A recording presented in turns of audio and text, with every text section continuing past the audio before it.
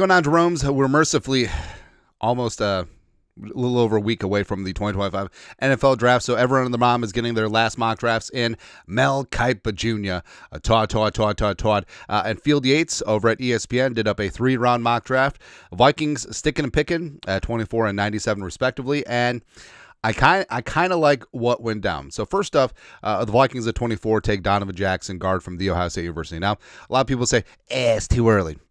Kiper's been, I won't say that Kiper's been like the only major draft analyst that's really pushed Jackson in the first round. Like he's mocked Jackson of the Vikings a few times at this point, and I haven't really seen nationally Jackson first round consensus. I think that he'll probably go early day 2, but frankly, given the Vikings, if they're stuck to pick at 24 and they have to stick and pick, I wouldn't mind Jackson.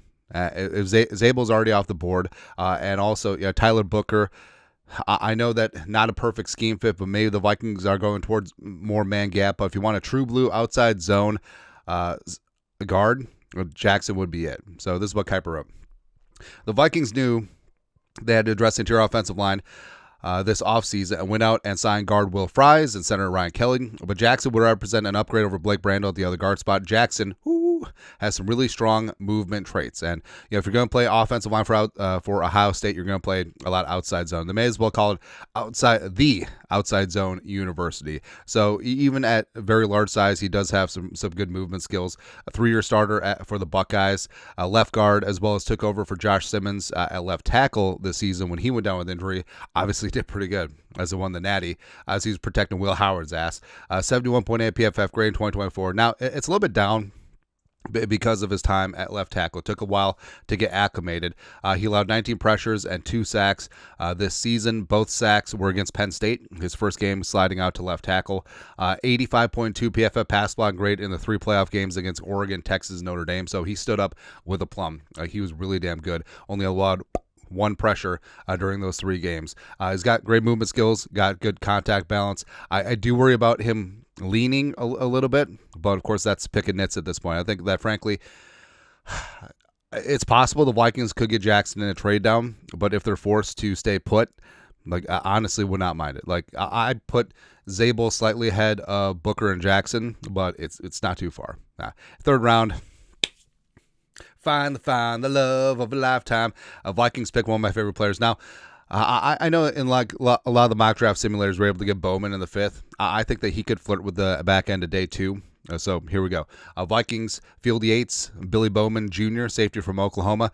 Minnesota lost Cameron Bynum in free agency, and Harrison Smith is 36, but the team can add a football vacuum in Bowman late on day 2.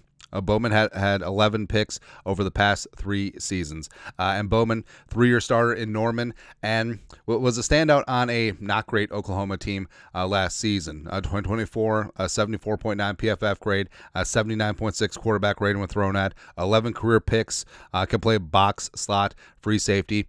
Needs to work on tackling, but downhill football instincts are certainly there. You love the versatility as well. And I think that Billy Bowman will be a great addition to this secondary. Also getting a little bit of tutelage and mentorship from Harrison Smith. Eventually, long-term Metellus Jackson, as well as Billy Bowman. I mean, that's not bad. It's not bad, man.